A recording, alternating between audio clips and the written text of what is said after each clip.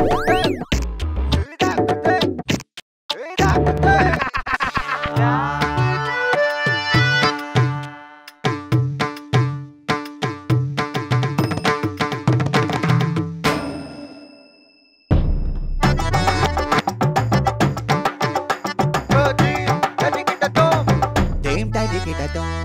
നമസ്കാരം. ദിനദരികിടതവും ആരംഭിക്കുകയാണ്. ഓരോ സർക്കാർ ഫയലുകളും ഓരോ ജീവിതമാണ് എന്ന് സംസ്ഥാന മുഖ്യമന്ത്രിക്ക് അറിയാം.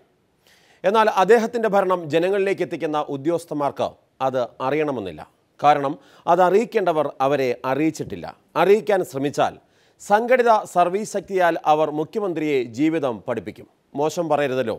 മുന്നണി വ്യത്യാസമില്ലാതെ എല്ലാ ജീവനക്കാർക്കും ഈ സംഘടിത ശക്തിയുള്ളതിനാൽ സർക്കാർ ജീവനക്കാരെ മര്യാദ പഠിപ്പിക്കാൻ അഴിക്കുള്ളിലായ മുൻ ജസ്റ്റിസ് കർണം വിചാരിച്ചാൽ പോലും പറ്റില്ല. വെള്ളറട വില്ലേജ് ഓഫീസിനെത്തിയിട്ട സാംകുട്ടിയും ഫോർട്ട് താലൂക്ക് ഓഫീസിൽ മണ്ണെണ്ണയൊഴിച്ച ഓമനയും ചെമ്പനോട വില്ലേജ് ഓഫീസിൽ ജീവൻ വെടിഞ്ഞ ജോയിയും എല്ലാം ഒരു ശരാശരി മലയാളിയുടെ ജീവിതമാണ്.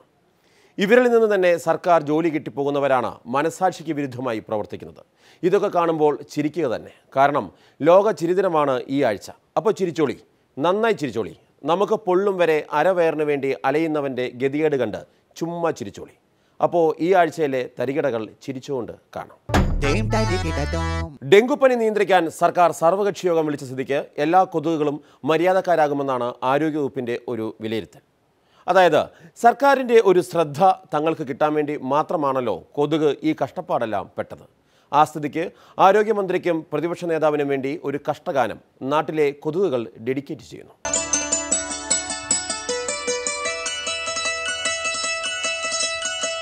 കുന്നോളം കൊതുകുകൾ വലം വെച്ച് പറക്കുന്നൊരീ പ്രദേശം പത്തനംതിട്ടയിലും തിരുവനന്തപുരത്തും ആലപ്പുഴയിലും കോഴിക്കോടും കുത്തി പനി പടർത്തി മികച്ച പ്രകടനം കാഴ്ചവെച്ചുകൊണ്ടിരിക്കുന്ന കൊതുക് സ്ക്വാഡുകൾക്ക് നമ്മുടെ പ്രത്യേക അനുമോദനം അറിയിക്കുന്നു.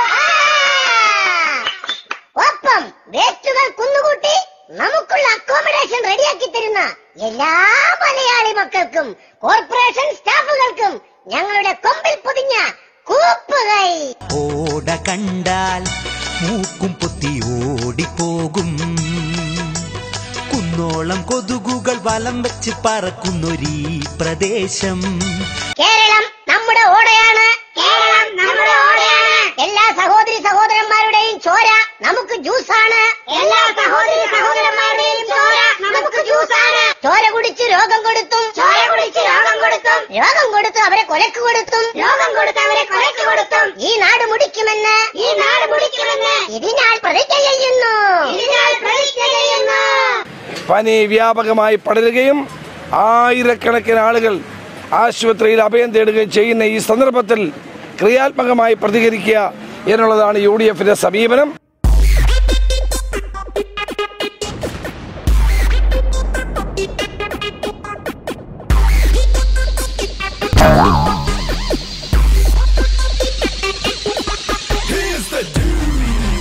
നല്ല നേതൃത്വപരമായ പ്രവർത്തനമാണ് ഹെൽത്ത് സർവീസിൻ്റെ ഭാഗത്തുണ്ടായിട്ടുള്ളത്. മാലിന്യ നിർമ്മാർജ്ജന പരിപാടികളാണ് നഗരസഭയുടെ മേൽനോട്ടത്തിൽ പ്രധാനമായും നടത്തേണ്ട ഒരു കാര്യം. ആ കാര്യം കുറേയധികം നമുക്ക് കൃത്യമായ സംവിധാനം ഇല്ലായിരുന്നിട്ട് കൂടി നമ്മൾ നടത്തി മുന്നോട്ട് പോവുകയാണ്. ഇപ്പോൾ നമുക്കൊരു വലിയ പ്ലാന്റോ മറ്റു സംവിധാനങ്ങളോ ഇല്ല. നമ്മളുള്ള സംവിധാനം വെച്ച് നമ്മുടെ ജീവനക്കാരെ കൊണ്ട് പരമാവധി പണിയെടുപ്പിച്ച് ആ കാര്യങ്ങൾ നമ്മൾ മുന്നോട്ട് പോവുകയാണ്.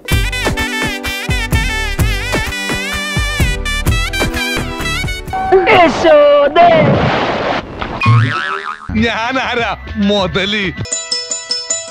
ദൂരെ ഒരു കുന്നോളം ചവറുകൾ റോഡിൽ കിടക്കുന്നു. ആരും അത് മാറ്റാതെ സിറ്റിയിൽ വികസനം നടത്തുന്നു. അത് കണ്ട് ഉരുണ്ടു കളിക്കും അധികാരികളുണ്ടേ.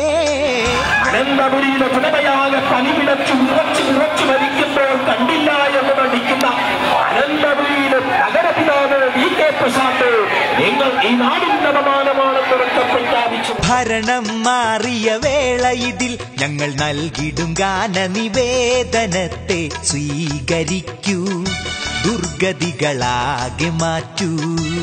കേരളത്തിലെ പല നഗരസഭകളും തദ്ദേശ സ്വയംഭരണ സ്ഥാപനങ്ങൾ ഒക്കെ മാർക്സിസ്റ്റ് കമ്മ്യൂണിസ്റ്റ് പാർട്ടിയും കോൺഗ്രസും ഒക്കെ ഭരിക്കുകയാണ്.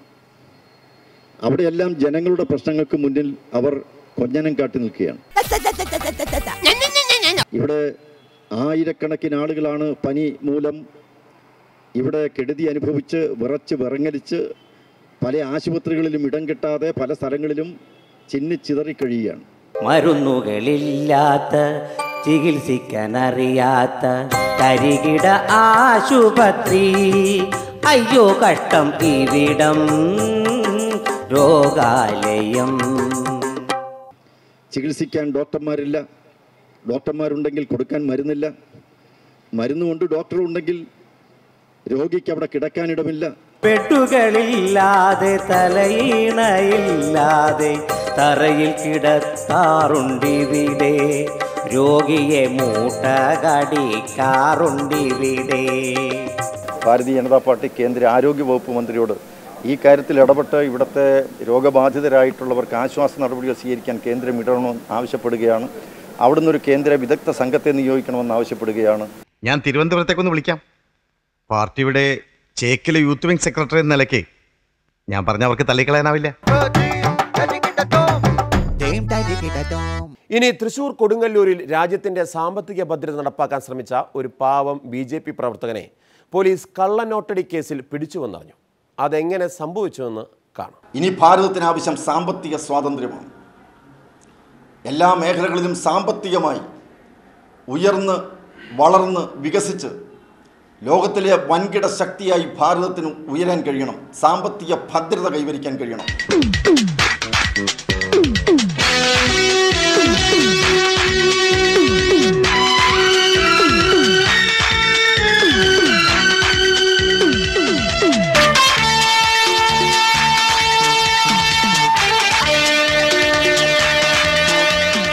കേരളത്തിൽ 1 ലക്ഷം കോടിയിൽ പരം കള്ളപ്പണമുണ്ടെന്ന് ഒരു സമാന്തര സാമ്പത്തിക വ്യവസ്ഥ കെട്ടിപ്പടുത്തുകൊണ്ട് കേരളത്തെ മുച്ചൂടെ നശിപ്പിക്കാൻ വേണ്ടി ശ്രമിക്കുന്നവരുണ്ടെന്ന് ഉള്ള കണ്ടെത്തലുകൾ സർക്കാരിൻ്റെ തന്നെ അന്വേഷണ ഏജൻസികൾ വ്യക്തമാക്കിയിട്ടുള്ളതാണ്. എന്താടാ നിങ്ങവിടെ ഉണ്ടായിരുന്നോ? നിങ്ങൾ കാണേണ്ടതിന്റെ പൊന്നുമുത്ത കാണാനാ? ഒരു സസ്പെൻസ് ത്രില്ലറാണ്.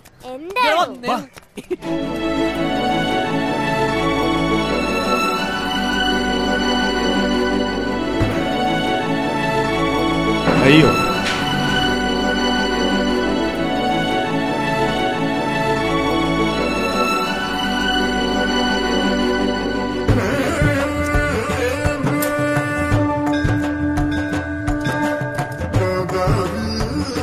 നന്നായിട്ട് പഠിക്കണേ. അതാണ് യുവമോർച്ച പ്രവർത്തകർക്ക് പ്രചോദനമാകുന്ന നല്ല കാര്യങ്ങൾ പലതും നേതാക്കന്മാർ പറഞ്ഞു. അവരിൽ ചിലർ അതനുസരിച്ചു. കെ സുരേന്ദ്രൻ പറഞ്ഞു കൊടുത്തത് പ്രവർത്തകർക്ക് മനസ്സിലായോ എന്തോ. പുതിയ നോട്ട് വരണമെന്നേ ഉള്ളൂ, പഴയ നോട്ടെല്ലാം പോയില്ലേ. പുതിയ നോട്ട് വരുന്നതിന് എന്തിനാണ് നിരക്കുന്നത്? പുതിയ നോട്ട് വരുന്നത് പ്രധാനമായിട്ടും ഈ അടിച്ചു വെച്ച നോട്ടുണ്ടല്ലോ, ഇപ്പോ അത് പോയില്ലേ. ഇനി പുതിയ നോട്ടാണ്.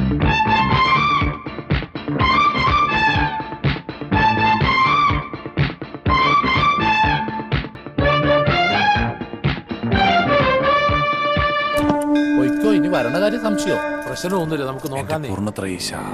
വല്ല കൈമടക്കം കൊടുത്ത് ഊരി പോരാൻ നോക്ക്. കൈക്കൂലിയൊക്കെ തെറ്റല്ലേ ഏട്ടാ? ഇനി നോട്ട് സ്വന്തമായി അടിക്കേണ്ട ഒരു സാഹചര്യം നമ്മുടെ രാജ്യത്ത് BJP ഉണ്ടാക്കിയത് കൊണ്ടാണ് ഈ ദേശസ്നേഹി എല്ലാ നേതാക്കളുടെയും വാക്ക് വിശ്വസിച്ചത്. ഇനി ഭാരതത്തിന് ആവശ്യം സാമ്പത്തിക സ്വാതന്ത്ര്യമാണ്.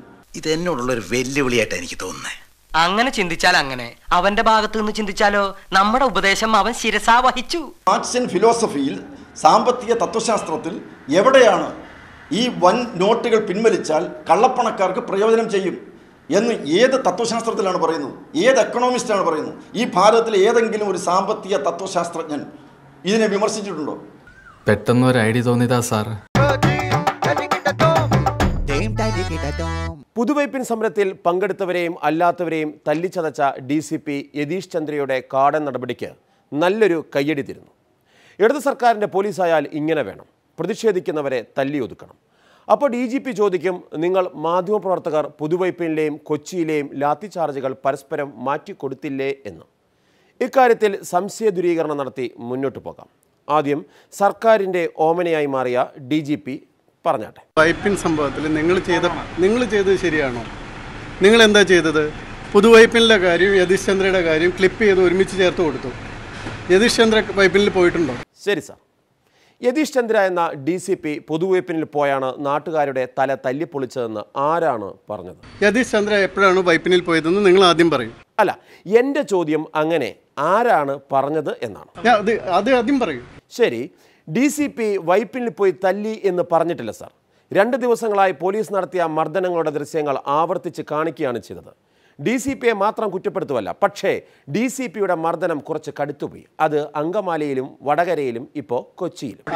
അതല്ല, ഇല്ലില്ല, നിങ്ങൾ കാണിക്കുന്നത് പുതുവൈപ്പിനിലെ കല്ലേറിലും അവിടെ ഉണ്ടായിരുന്ന കാര്യത്തിലും ചോര ഒലിപ്പിക്കുന്നവരെയാണ് യതീഷ് ചന്ദ്രയുടെ ആളായിട്ട് കാണിക്കുന്നത്. അത് തെറ്റാണ്. യതീഷ് ചന്ദ്ര ഇവിടെ പ്രധാനമന്ത്രി വന്ന ദിവസം വാസ്തവത്തിൽ വലിയൊരു ത്രെട്ട് പോലും ഉണ്ടായിരുന്നു. ഞങ്ങൾ പുറത്ത് പറഞ്ഞിട്ടില്ല. മനസ്സിലാകുന്നുണ്ടോ? മനസ്സിലായി വരുന്നു. അങ്ങനെയുള്ളൊരു ദിവസം പെട്ടെന്ന് കയറി പ്രധാനമന്ത്രി പോകുന്ന റൂട്ടിൽ സംഘർഷം ഉണ്ടാക്കാൻ ശ്രമിച്ചു. അയാൾ ആരെങ്കിലും എത്രയാണ് കാണിച്ചിരിക്കുന്നത്? ഇപ്പം കേരളത്തിൽ ഇത് നോക്കുക, എന്ത് ഒരു വികസനത്തിൻ്റെ പ്രശ്നം വന്നാലും അവിടെ ആർക്കെങ്കിലും ഉപദ്രവം ഉണ്ടാകും. ശരി, ആ അടി സാർ ഒന്ന് കാണ്. വൈപ്പിനിലല്ല, കൊച്ചിയിൽ.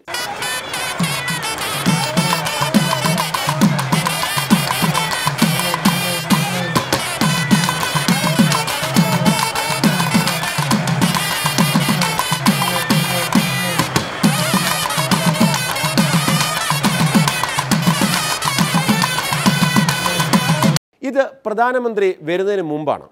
അങ്ങ് ഉൾപ്പെടെയുള്ളവർ പ്രധാനമന്ത്രി വന്ന ദിവസമാണെന്ന് തെറ്റിദ്ധരിപ്പിച്ചു. അന്നത്തെ സിറ്റുവേഷൻ നോക്കണം. മോട്ടോർ പ്രധാനമന്ത്രിയുടെ വരുന്ന റൂട്ടിൽ അതിൻ്റെ SPGക്കാരുടെ മുഴുവൻ ഇത് നടക്കുന്ന സമയത്ത് അയാൾക്ക് മാത്രമാണ് പെട്ടെന്ന് പോകേണ്ട വന്നത്. അതൊരു മുൻകൂട്ടി പ്രഖ്യാപിച്ച സമരം പോലും ഇല്ലായിരുന്നു. അവിടെ ആളെ മാറ്റേണ്ട വരും. അതാണ്, അത് സമ്മതിച്ചാൽ മതി. ഇനി ഞാൻ ചോദിക്കുന്നത്, യതീഷ് ചന്ദ്രൻ മർദ്ദിച്ചതിൻ്റെ മാത്രം നിങ്ങളൊന്ന് കാണിക്കുക.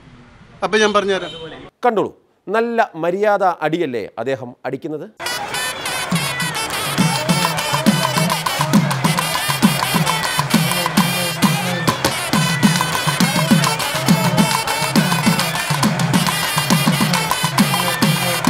അല്ല, യതീഷ് ചന്ദ്ര എന്തുകൊണ്ടാണ് മർദ്ദിക്കുന്നത്? എന്തുകൊണ്ടാ അടിച്ചതെന്ന് ചോദിച്ചാൽ ഫൈബർ ലാത്തിയാണ്. പിന്നെ എന്തിനാ ഇങ്ങനെ അടിക്കുന്നതെന്നാണ് ഞങ്ങളും ചോദിക്കുന്നത്. പോലീസ് ഒരു ലബോറട്ടറിയിലല്ല വർക്ക് ചെയ്യുന്നത്, ഫിസിക്സിൻ്റെ കെമിസ്ട്രിയുടെ ലബോറട്ടറിയിലല്ല. അപ്പോൾ പോലീസിന് ചില സമയത്ത് വളരെ കൃത്യമായിട്ട് ഒരാളെ പിടിച്ചു മാറ്റാനൊന്നും പറ്റില്ല. പൊതുഖജനാവിന് പണം മുടക്കി സർക്കാർ ഇതിങ്ങനെ ഇസ്ത്രീയിട്ട് സ്തംഭം കുത്തി തരുന്നത് ഇവരെ പോലെയുള്ള പട്ടിണി പാവങ്ങളെ നടിറോട്ടിലിട്ട് ചവിട്ടിപ്പിഴിഞ്ഞ് കുത്തിക്കവർച്ച നടത്താനല്ല, സംരക്ഷിക്കാൻ. ജനങ്ങളുടെ സ്വത്തും ജീവനും സ്വൈര ജീവിതവും സംരക്ഷിച്ച് പിടിക്കാൻ. അതാണ് പോലീസ്. അതാവണമെടാ പോലീസ്.